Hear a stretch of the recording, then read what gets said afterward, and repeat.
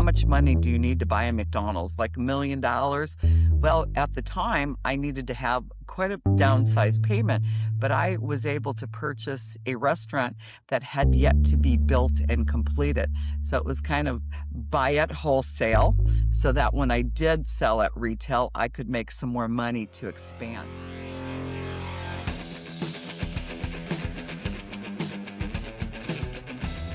Hello and welcome to Business Underdog, the podcast where we bring you inspiring stories for the aspiring entrepreneur. I'm your host, Eric Remer, and I'm thrilled to have you join us on this exciting journey. I am super excited to introduce you to my guest today that you're going to listen to, Lori Tschohl.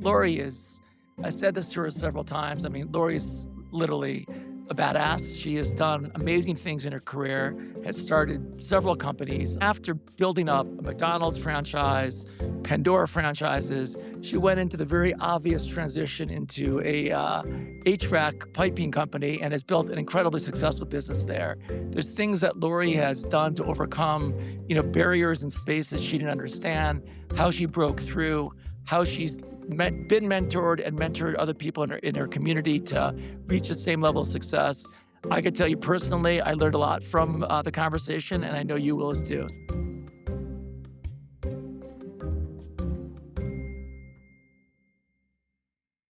Lori, welcome. Thank you, Eric. It's my pleasure to be here with you today. Well, as you know, we talked a little bit earlier. I've started a lot of businesses also, and so I'm just to kick it off. I would just love to hear your story. Like, how did it all get started? And then we'll kind of go through how you got to where you are today. But I just love to hear that beginning, how you began to be an entrepreneur, and your early part of your journey. Sure. So, my journey started with McDonald's, and I have people say to me, "McDonald's hamburgers?" And I said, "Absolutely." That was where I started. So many years ago, my best friend, we both lived in Wisconsin, and I was on the West Coast, spending time out in the Seattle area. And she said, "Hey, I have a job for you at McDonald's when you get back." So I turned 16 and started my lifelong mission with McDonald's. And at that time, who would have thought? It's like, yeah, I'm going in, I'm going to make some money. My father at the time even said, "Do you really want to go work? I want you to focus on school." I'm like, "No, I'm going to work."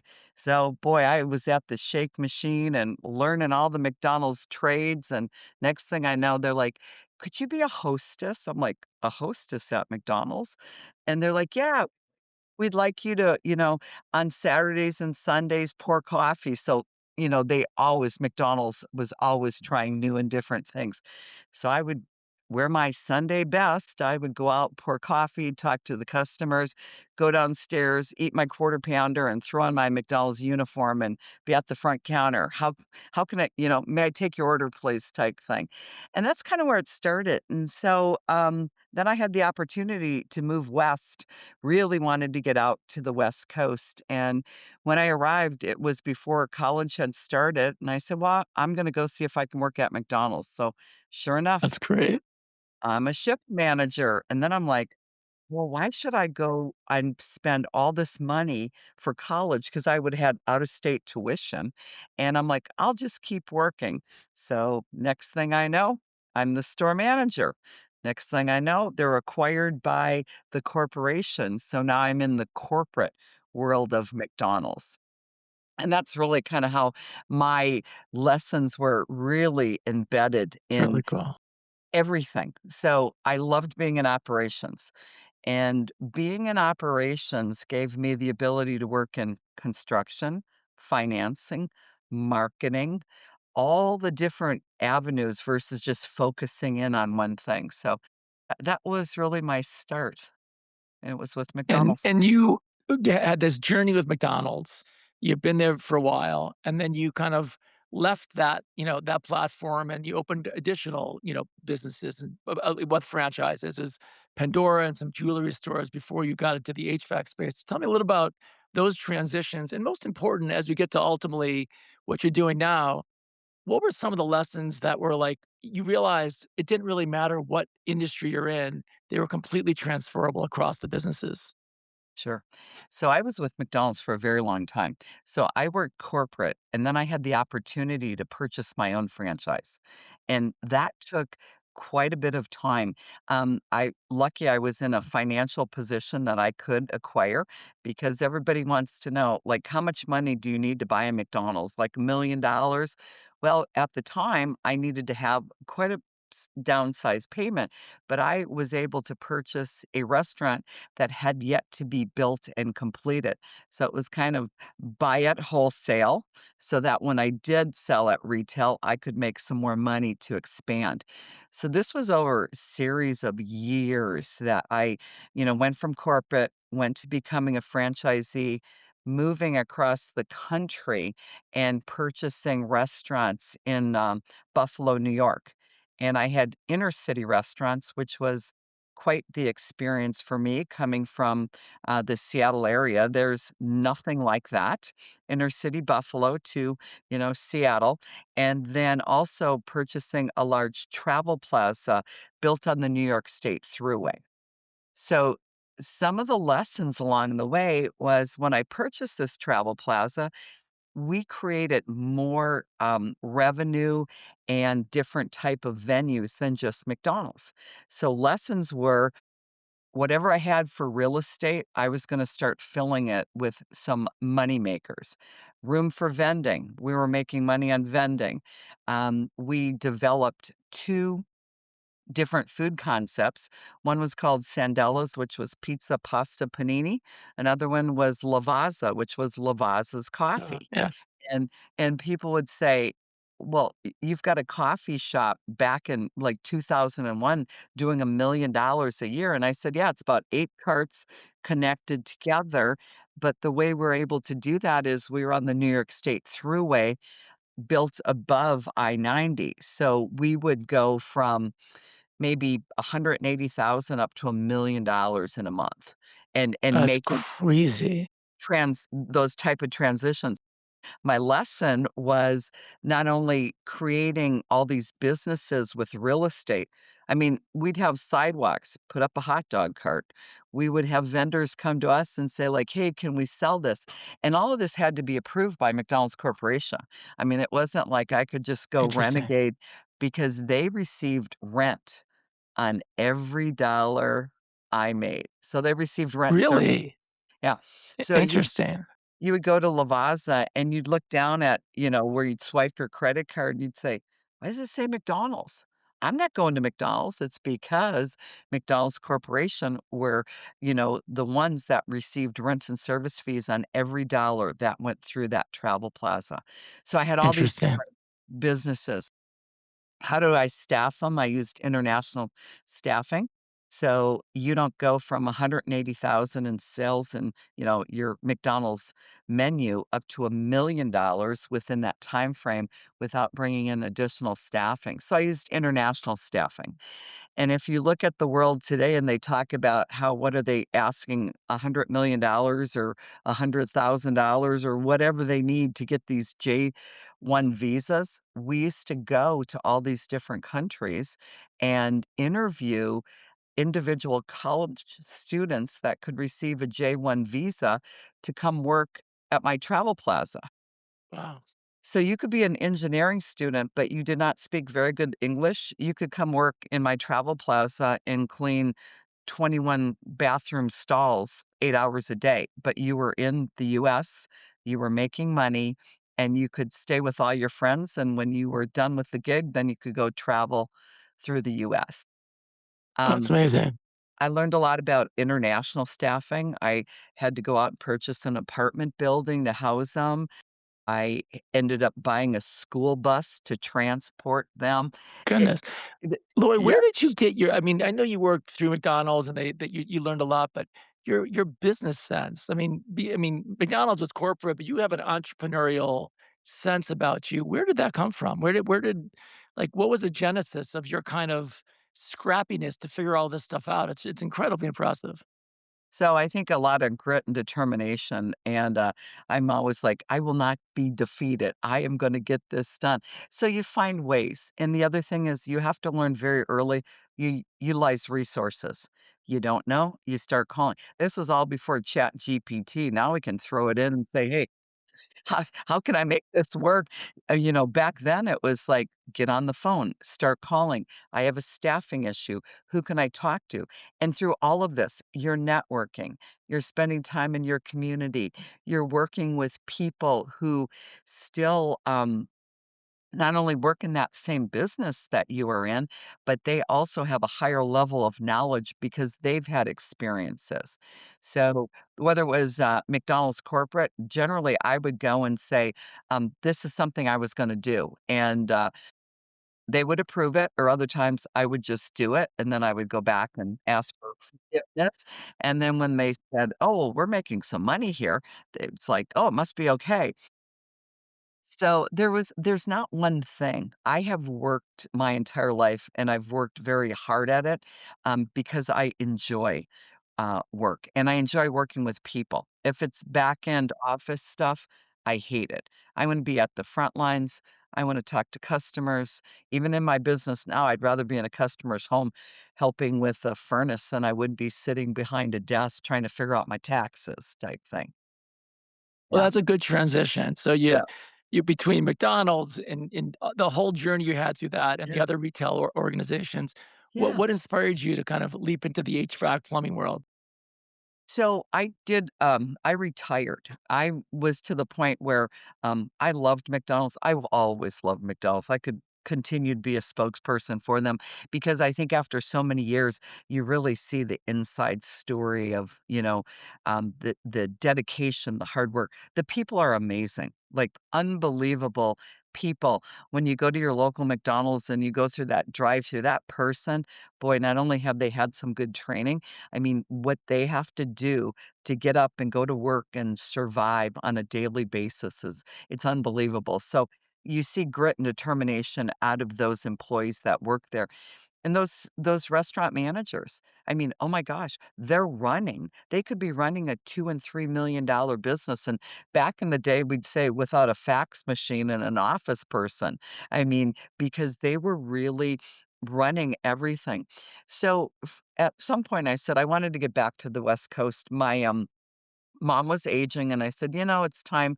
I really wanted to go back. And I could have gone back and purchased more McDonald's restaurants. In fact, I started looking around, and then I thought, I'm just going to take a pause for a moment, and then move back to my area in Washington State. And then I kept looking, and then I thought, I don't think I want to go back to McDonald's. And I said, I'll retire. What a great idea. I had sold my company in New York. My financial planner said, "Well, give me all the money and you can just go sit on the beach and I'll make sure you're getting like 6% interest," or whatever at the time. And I said, "No." I was like 52 and I said, "I'm not ready to retire. I'm just not ready to do that." So I took about a year and a half off, traveled. When I say I have been to 7 continents and 149 countries, I have traveled the world. And how many people, I'd go to Tibet and then I'd come back and I'm like, "Oh," then I'd go to India. Like most people would combine it all together. I'm like, "No, I'm jetting all over." Finally, I said, "I need to get back to work. I can't afford myself anymore." It's like not only can I not afford myself anymore, I needed to, get back to not much a routine, but get back in the business world. So an opportunity came up. I had purchased a piece of property in Las Vegas for my brother. At the time, was working some HVAC down there, and I was flying in and out of McCarran, and I saw Pandora jewelry stores, and I'm like, "Well, I like jewelry. I like those pretty things." And I looked, and then I found out they franchise. So I sent through a resume. Of course, I had just sold all my McDonald's, so they were like, "Yep, you're in." So I interviewed in Baltimore. They had not hired somebody from outside the jewelry world before. Most of their franchisees at that point in time had been jewelers or came from a jewelry family, or they would put Pandora into their jewelry stores. So they took a chance with my business knowledge and my financial worthiness to say, hey, we'll let you go ahead and we'll let you purchase because these were concept stores. So you needed an enormous amount of capital to get in. You had to go into malls, you had to buy big time inventory. So I said I wanted to stay in the West. Couldn't do it in my immediate area because one of the large jewelers had already had the territory rights. And I said, "Well, can't you just carve out 1 or 2?" They're like, "Well, Warren Buffett owns this." And, in my gutsiness, I'm like, "Well, what's the problem?" Like, Warren Buffett has all these, but, can't you just give me 1 or 2? So I ended up going to Boise, Idaho, and Salt Lake City to open up 2 Pandora concept stores within 4 months apart, and this was in, 2017. So, no, excuse me, wrong time frame. It was in, 2012 that it was. Okay. 2012, and then 2013 is when I had them both up and running. Um, got into it, thought it was great, thought it was so easy. I mean, working in a Pandora jewelry store versus running a, $5 million McDonald's restaurant on the New York State Thruway, piece of cake. Well, I learned a lot of lessons there. I learned it didn't matter if I was saying, "Welcome to McDonald's. Can I get you, your Big Mac? Would you like fries with that? Would you like an apple pie?" Then it was, "Oh, would you like to have, 2 clips on your bracelet? Would you like to have a safety chain?" Taking that $65 bracelet, taking it up to 2 or 300 or starting at your gold bracelet at 3 or $4,000 and adding to it. So, um, learned a lot about retail. Even though McDonald's was retail, it was just very, very different. Yeah. Learned a lot about employees, different employees. Like, really, I have to fly in from Seattle to change the light bulbs in my store because none of the folks there can change a light bulb. So it was a different world. And the people were very different. The franchisees, very, very different than what I used to call my McDonald's family. Understand. And then the HVAC world, which is it's a pretty male-dominated space in general, and so making that shift, I mean, that's a fascinating kinda transition. How did that happen? And I'd love to learn about, what you're doing at Eagle Pipe and how, you're differentiating in the marketplace. So, my brother, and that's the main reason, that was the Oh, why to right, start the right, business. right, right. I watched him for years work so hard as a tradesperson. I'd be like, "Oh my gosh." Um, when I moved back to Washington and I hadn't started Pandora, he was out there working, working, and then he ended up going into a partnership in Nevada. And I kept saying, I never do partners. I'm always 100%. I'm the owner. For me, I don't know, maybe there's some value in it for other folks. I didn't have to. I was always able to do it by myself. And I just said to him, I said, I said, why don't you come back to Washington? We'll open up this business. He couldn't make a decision. It took him about 3 years. And by then I was deep into Pandora, which was too bad because I had so many more resources that we could have really, started a company. So that was the reason why I started it. So actually, I started putting it together in 2013. 2014, I called him, I said, "Look are we gonna do this or not?" I'm gonna have to file taxes, even though we really haven't opened on it, but as a corporation, I still have to do all the filings, and finally, in, the summer of 2015, he goes, "I've had enough." So 2015 is when we actually opened, and I was the owner, and he was my first employee, and, so I'm like, "Okay, off to work you go." And he moved back to Washington, and I would fly into Salt Lake, and I'd be, with my sales associates, and we'd be with the customer, and he'd call me, and I'd say, "Excuse me, let me get the call," and I'd go into my little cubicle office, and he'd say, "You need to pull a permit," and I'm like, "Well, how do I do that?" Like, I don't know. So he'd have to talk me through, and I'm like, "Okay, how many connections?" And the mechanical piece of it. And then finally, I was able to get all that under control I really hired someone who was able to be there full time. So hired him, hired a young lady who came in, could pick up all that, and then started hiring some employees. But when she worked with me, we would start going to classes together. So if I wasn't in Salt Lake or Boise, we'd start going to classes together through our distributor. BDR was a big part of it. They would go ahead and they would have classes and just started learning about HVAC. And I go back into my McDonald's history. I used to work on different committees and we used to work on all the different building designs for McDonald's when they had all those changing and shifting of all the new concepts, which were probably back in around 2010. I was helping on some of those committees. So I've always known construction. I've built McDonald's restaurants. I built these Pandora stores inside malls, but you had to negotiate the lease. You had to hire the contractor. You had to do all this. So it wasn't just, here you go, sign on the dotted line. Right, right, right. Less lessons along the way. Um, so then I was at the point where I was kind of dissatisfied with the retail. I was tired of putting out hundreds of thousands of dollars in August and not being able to sell it till November, thinking, "Oh my gosh, there's look at all those beautiful things, and that's all money that should be in my bank account versus in a display case." So I had an escape clause in Boise. I exercised that, closed the business after 5 years, transferred all the inventory, kept Salt Lake open for another 2 years, and then I closed it. I didn't sell because at the time, Pandora was going very heavy on websites and e-commerce and things like that. So I just closed them. And then I was able to jump into Eagle Pipe and Mechanical in about 2019 is when I really jumped into the company. Then I was full-time, like, "I'm here, let's start building." I love Yeah. that. Again, there's in every market you're in, there's plenty of competition in that space. How do you guys differentiate yourself? What do you do, whether that is things you learned from your previous lives or things you learned to just kind of, while you're working in the HVAC space, but what's the differentiation with Eagle Pipe? I'm probably one of the few that's 100% woman-owned. I'm licensed state and federal.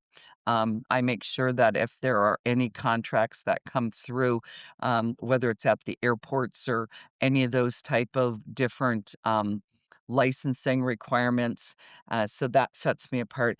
I am probably one of the most active in the community. So whether I'm on the board for Habitat for Humanity, we're in 2 builders associations. I'm rolling off this year as president of one.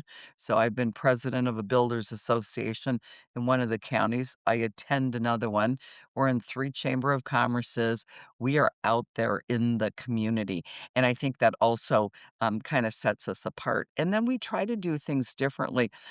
We're not doing the type of gas piping that we used to do, but when we first started, we had major utility contracts. And so we were kinda set apart because we were the company that you would call for a lot of gas piping, which it's still you can do gas piping with HVAC, but this was major utility contracts. Like, one year we were down in Baker City, Oregon, it was like $1 million contract that we were able to pick up, and so, I don't know how much being woman-owned entered into that because most of those cases, it was the good old boy network of these guys knew my brother, and they called Right. him, and at the end of the day, it's like, I'm the licensed, bonded, insurance company owner. You have to work through me. These are my prices, those type of things. So I have always I don't like to call them to me, there's no barriers. Like, my barrier would be my brother would tell me, "Well, you can't do that." I'm like, "Well, what do you mean I can't do that?" "Well, you can't do that." Well, he grew up in the trades.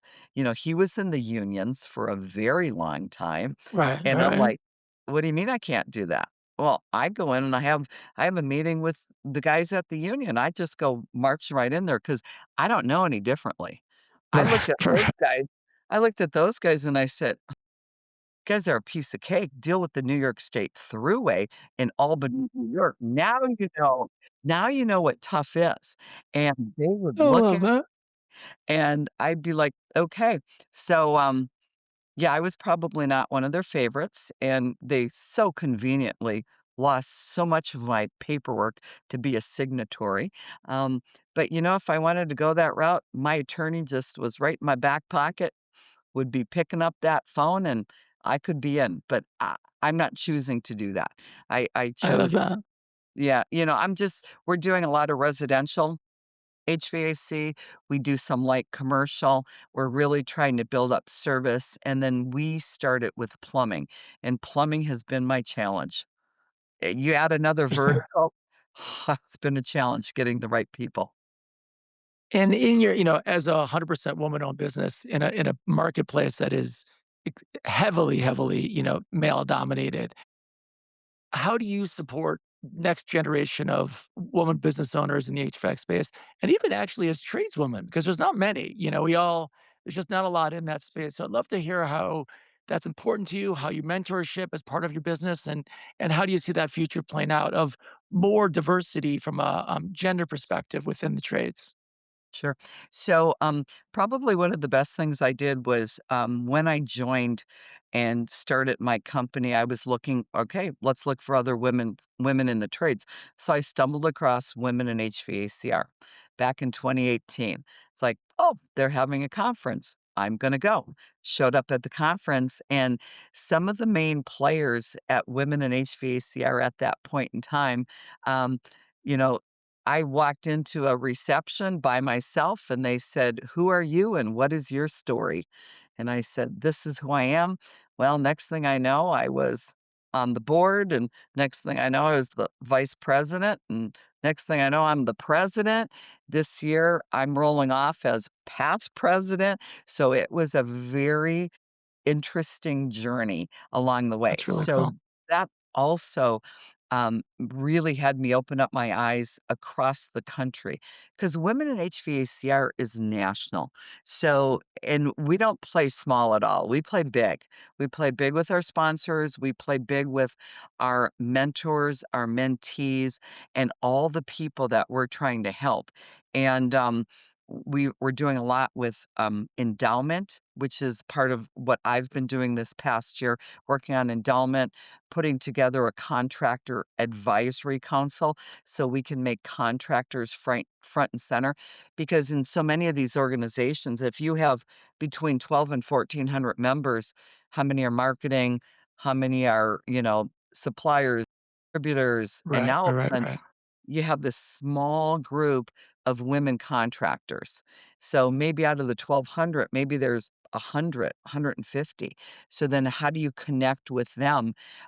Because what we speak is very different than what corporate is speaking. And I was fortunate that I spent years with corporate, so Yeah. that when I moved into franchisee, when the corporate women are speaking, I understand it. When the contractors are speaking, I understand it. And then let's try to bridge so that we can all work together and make sure that you understand as a contractor we're not putting on fancy schmancy suits and getting up on stage and, trying to run everything.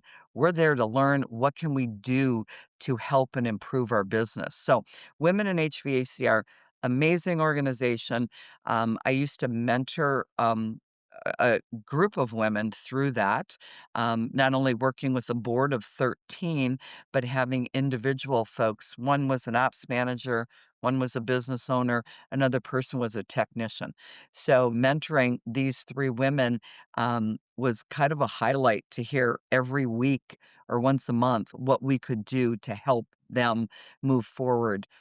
Having scholarships, for these women, we would, go ahead and have 6 $5,000 scholarships a year, and we Wow. just did a call this, last week where one of our scholarship winners was on this call of contractors. It was amazing because she came on the call and she said, I need some help with some things here.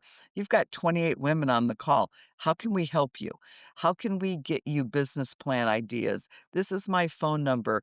This is my email. Let me help you. So we're doing a lot of that and a lot of outreach with different suppliers and sponsors. How can we work with women not only within your organization, but let's say you're a Johnstone supplier. How many of your how many of your customers have women in their offices or in management roles? And in some cases, some of the larger ones like a Carrier Enterprise or Daikin, they might purchase up a bunch of these different uh, ways to get into women in HVACR, like the yearly fees, and then give them to their individual customers. So, women in HVACR, I also helped out and part of the founding member group of Women in Plumbing and Piping.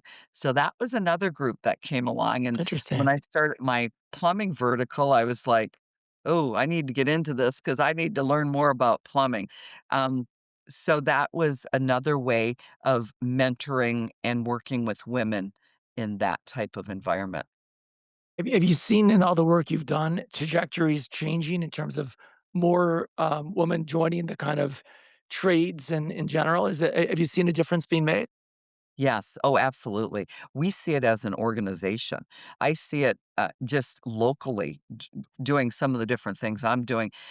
You know, our Builders Association having a female president working with different women in the trades. So I can see it locally, but we can really see it nationally. And this year at our conference, we had um, top 30 women of influence, and we had a lot of different women from all different diversities come in and accept awards and just see the impact and the difference we're making.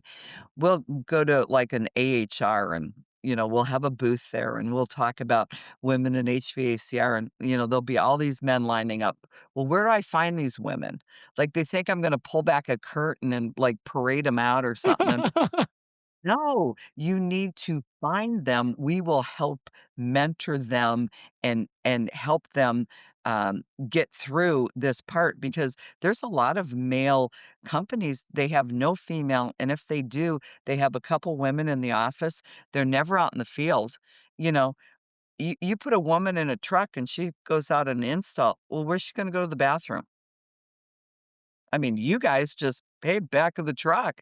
We're like, where are we gonna go what are we gonna do? You've got women that, have small children, you know, daycare. There's so many different issues, but I will tell you, we can really move the numbers in the trades because 'cause we're so lacking with such a group of folks that if they gave women more opportunities and worked with them, whether they had to have some flexibility or whatever the case may be.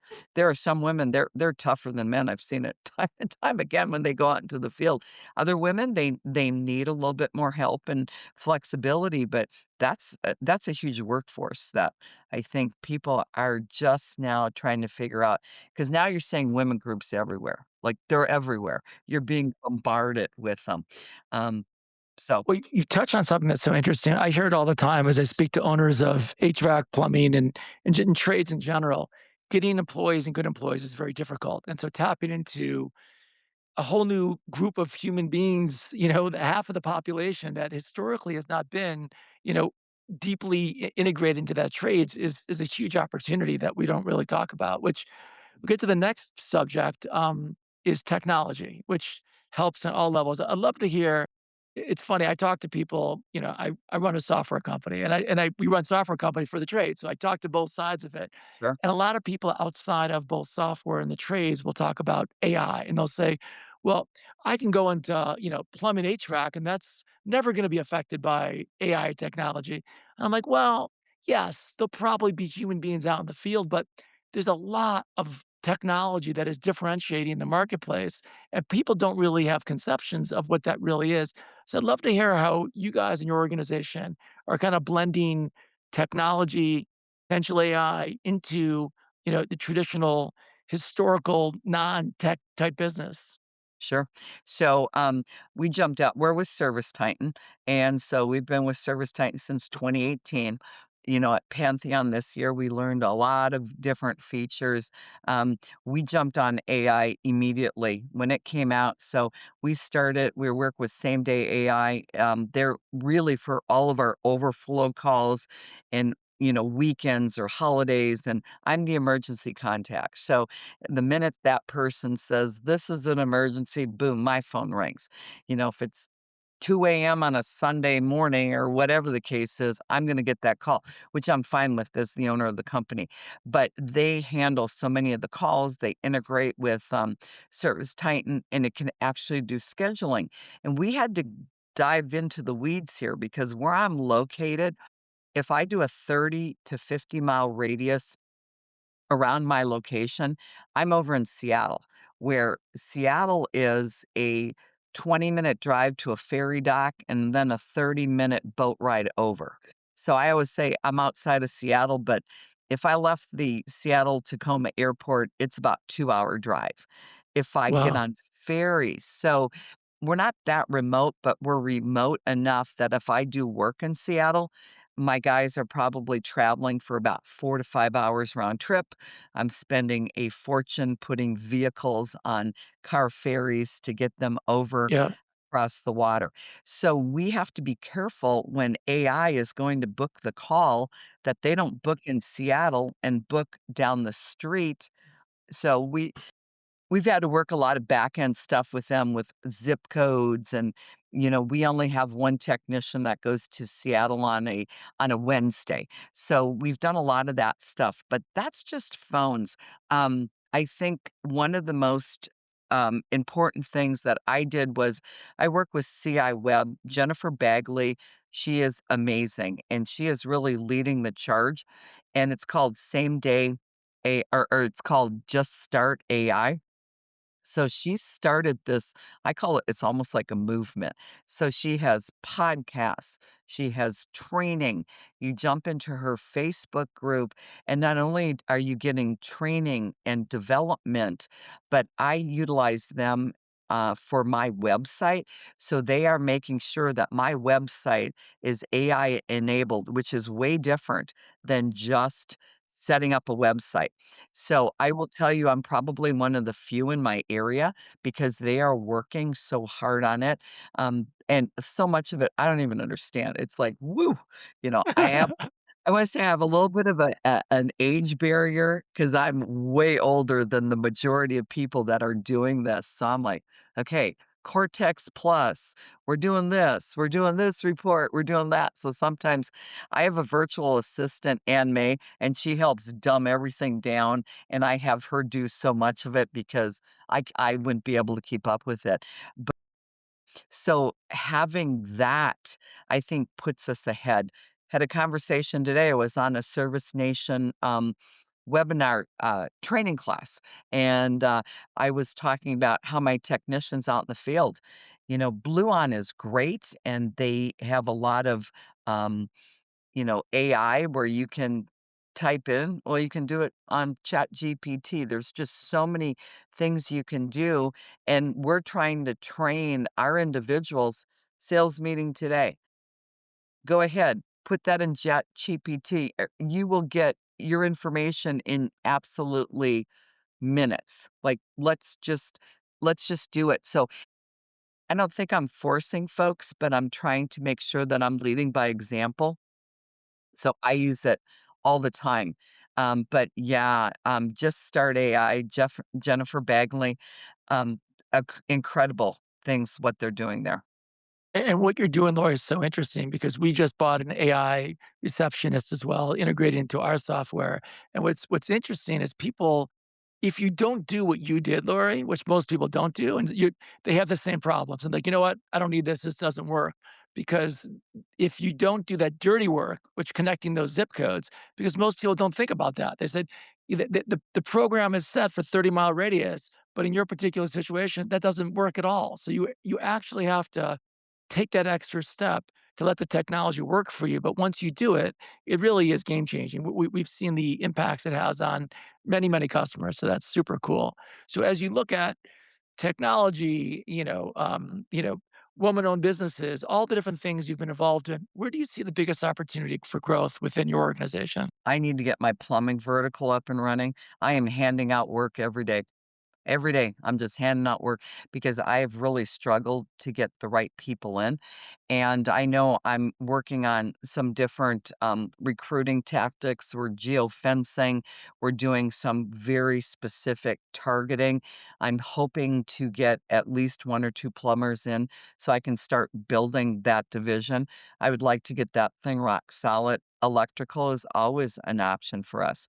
Currently, I have to hire every job I have to add in like $1,800 for electrician because I'm not gonna fight the state. When the inspector shows up, I've pulled my card like, "Oh, it must be because I'm a woman." Well, that only works so far. It must be because wait, what did my people do? Like, really? That's So really funny. yeah. Oh yeah, I've had some of them contact me and then they're like thinking about it. Well, it's like, when's the last time that they really went after a female 100% owned business on something? Then they kind of rethink it a little bit. But That's that play card, funny. that's ran out on me. I can't use that. So, so now I need to So, develop Lori, it doesn't electrical. sound like you're very retired today. It sounds like you got a lot going on and a lot more to do where you're kind of excited about different verticals, which is super exciting. So as you look back at honestly, like I said before we even talked, I was super excited to talk to you because you've done really a lot of amazing things and people listening are going to think the same. What would the three biggest pieces of advice you give to kind of, aspiring business owners? And that could be broad because you've been broad. You've been across many industries, so I'd love to get your thoughts on that. I'm relentless. I mean, that sums it up. I am when you ask me to go for something, I will go, I will get it done until finally I'm like, I either can't or there's no way. So relentless. I think another thing is consistency. Um, I'm pretty direct. Everybody knows that with me. There's no surprises. They always know exactly how they stand. So I really have to work on that myself because sometimes people are like, wow. And I'm like, well, that's me. I remember telling a McDonald's top executive, I said, look it, if you have a problem with the way I am, I said, why would you ever put me in the stores that I have, inner city Buffalo, New York, I said, "A wallflower would not survive." I had the mayor and the police chief on speed dial because that's what I was going through at the time. That works and gets me out of any jury duty, so whenever I get called, I get out because of all those reasons. So being relentless, being consistent, and you know what I tell business owners all the time?